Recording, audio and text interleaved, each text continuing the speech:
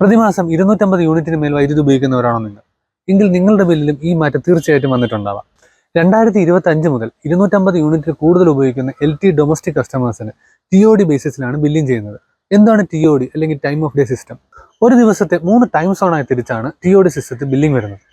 അതായത് ഇവിടെ രാത്രി 10 മുതൽ രാവിലെ 6 വരെ ഉപയോഗിക്കുന്ന യൂണിറ്റുകൾക്ക് നോർമൽ റേറ്റ്, രാവിലെ 6 മുതൽ വൈകുന്നേരം 6 വരെ ഉപയോഗിക്കുന്ന യൂണിറ്റുകൾക്ക് നോർമൽ റേറ്റിൻ്റെ 10% ഡിസ്കൗണ്ടിൽ, എന്നാൽ പീക്ക് ടൈമായ വൈകുന്നേരം 6 മുതൽ രാത്രി 10 വരെ ഉപയോഗിക്കുന്ന യൂണിറ്റുകൾക്ക് അധികമായി 25% എക്സ്ട്രാ അടയ്ക്കേണ്ടിയും വരുന്നുണ്ട്. അതായത് നമുക്ക് കറണ്ട് ഏറ്റവും കൂടുതൽ ഉപയോഗം വരുന്ന സമയത്താണ് നമ്മൾ അധികമായി 25% കൊടുക്കേണ്ടി വരുന്നത്.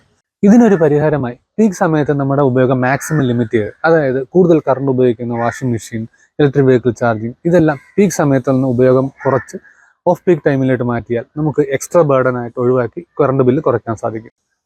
സൂക്ഷിച്ചുപയോഗിച്ചാൽ ബില്ല് കുറയ്ക്കാം.